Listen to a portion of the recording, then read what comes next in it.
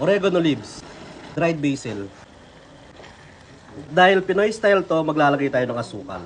Okay na yan, set aside muna natin. Gawa tayo ng bechamel sauce. Butter, harina. Season natin ng salt and pepper. All-purpose cream. Okay na yung ating sauce. Lagay tayo ng salt. Okay na to, mag-assemble na tayo.